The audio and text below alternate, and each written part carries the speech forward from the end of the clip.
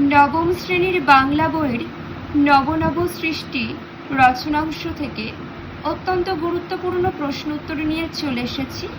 তোমাদের পরীক্ষার জন্য খুবই গুরুত্বপূর্ণ। চলো আমরা জেনে নিই। দেখো প্রথম প্রশ্ন, নব নব সৃষ্টি রচনাংশে কোন কোন ভাষাকে লেখক সৈয়দ মুজতবা আলী বলেছেন আত্মনির্ভরশীল ভাষা? দেখে নাও।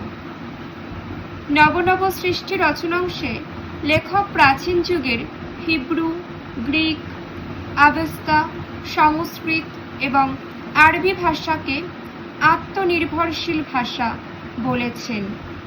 পরবর্তী প্রশ্ন দেখো, কোনো নতুন চিন্তা বা অনুভূতি বোঝানোর জন্য নবীন শব্দের প্রয়োজন হলে সংস্কৃত ভাষা কি করে? দেখে নাও। নতুন চিন্তা বা অনুভূতি বোঝাতে সংস্কৃত তার নিজের ভাণ্ডারেই কোনো ধাতু বা শব্দের সামান্য পরিবর্তন ঘটিয়ে নতুন শব্দ তৈরি করার চেষ্টা করে। নেক্সট, সংস্কৃতকে আত্মনির্ভরশীল ভাষা বলতে লেখকের আপত্তি নেই। কেন লেখকের আপত্তি নেই? সংস্কৃত ভাষা অন্য ভাষার উপর ভিত্তি করে বা নির্ভরশীল নয়, নিজের ভাণ্ডারে খোঁজ করার মাধ্যমে নতুন শব্দ তৈরি করার চেষ্টা করে। সেই কারণেই সংস্কৃতকে আত্মনির্ভরশীল ভাষা বলতে লেখকের কোনো আপত্তি নেই। পরের প্রশ্ন, প্রাচীন যুগের সব ভাষাই তাই। প্রাচীন যুগের কোন কোন ভাষার কথা লেখক উল্লেখ করেছেন? লেখক প্রাচীন যুগের সংস্কৃত, হিব্রু, গ্রিক, আবেস্তা এবং কিছুটা পরবর্তী যুগের আরবি ভাষার কথা বলেছেন। পরবর্তী প্রশ্ন, লেখক সৈয়দ মুজতবা আলীর মতে বর্তমান যুগের কোন কোন ভাষা আত্মনির্ভরশীল নয়? লেখক সৈয়দ মুজতবা আলীর মতে বর্তমান যুগের ইংরেজি এবং বাংলা ভাষা আত্মনির্ভরশীল ভাষা নয়। নেক্সট, পাঠান মোগল যুগে আরবি ও ফার্সি থেকে শব্দ গ্রহণ করতে হয়েছিল কেন? পাঠান মোগল যুগে আইন আদালত, খাজনা খারিজ নতুন করে দেখা দেওয়ায় আরবি ফার্সি ভাষা থেকে শব্দ গ্রহণ করতে হয়। নেক্সট, নব নব সৃষ্টি রচনাংশে লেখক সৈয়দ মুজতবা আলী কোন প্রশ্নকে অবান্তর বলেছেন? ভাষায় বিদেশি শব্দ গ্রহণ ভালো না মন্দ, এই প্রশ্নকে লেখক সৈয়দ মুজতবা আলী অবান্তর বলেছেন। নেক্সট, সে সম্বন্ধেও কারো কোনো সন্দেহ নেই।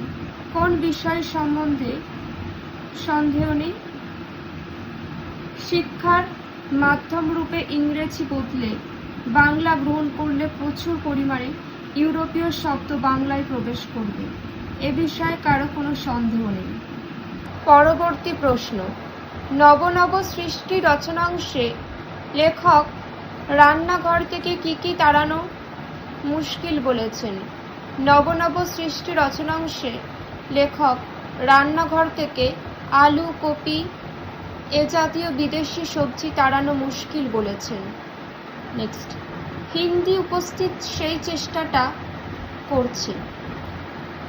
হিন্দি কোন চেষ্টা করছে?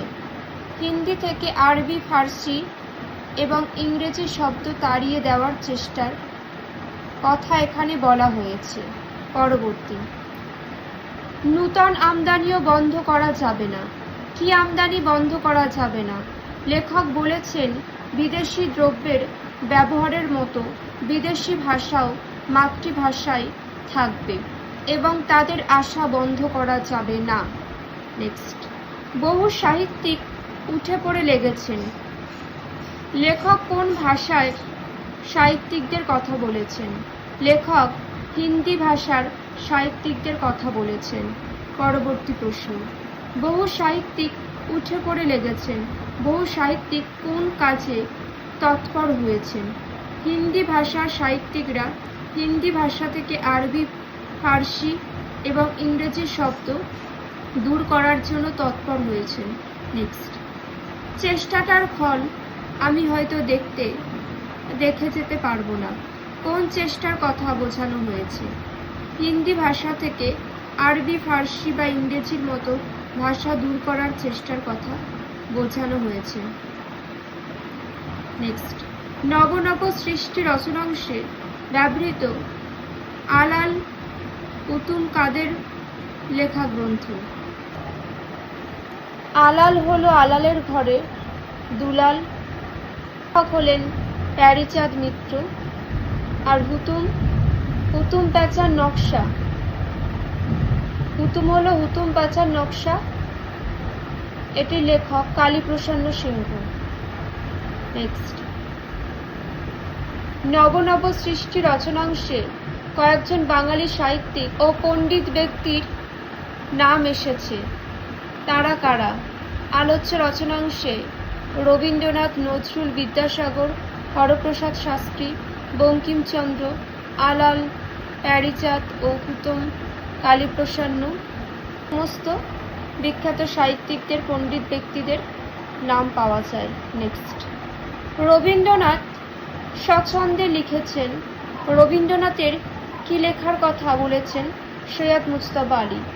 বাংলা ভাষায় আরবি, ফার্সি শব্দ খুব স্বচ্ছন্দে ব্যবহার করে রবীন্দ্রনাথ লিখেছেন আবরু দিয়ে, ইজ্জত দিয়ে প্রভৃতি। নেক্সট, নজরুল ইসলাম বাংলা ভাষায় আরবি, ফার্সি শব্দ ব্যবহার করেছেন, তার কি কি উদাহরণ দিয়েছেন সৈয়দ মুজতবা আলী? নজরুল ইসলাম ইনকিলাব এবং শহীদ প্রভৃতি আরবি, ফার্সি শব্দ বাংলা ভাষায় ব্যবহার করেছেন। নেক্সট, বিদ্যাসাগর আরবি, ফার্সি শব্দ কোথায় ব্যবহার করতেন? বিদ্যাসাগর তার ছদ্মনামে লেখা রচনায় প্রচুর আরবি, ফার্সি শব্দ ব্যবহার করতেন। নেক্সট, হিন্দি ভাষা সাহিত্যের বঙ্কিম কাকে বলা হয়? হিন্দি ভাষা সাহিত্যে বঙ্কিম বলা হয় বিখ্যাত সাহিত্যিক মুন্সী প্রেমচাঁদকে। যে তথ্যগুলি আলোচনা করে দিলাম খুবই গুরুত্বপূর্ণ। আজ আমার শরীরটা একটু খারাপ, তার জন্য কোথাও যদি একটু মনে হয় ভুলভ্রান্তি হয়েছে, তোমরা একটু মানিয়ে নিও। সকলে খুব ভালো থেকো আর মন দিয়ে পড়াশোনা করো। কারোর কিছু বলার থাকলে অবশ্যই কমেন্টে জানিও। এখানেই শেষ করছি।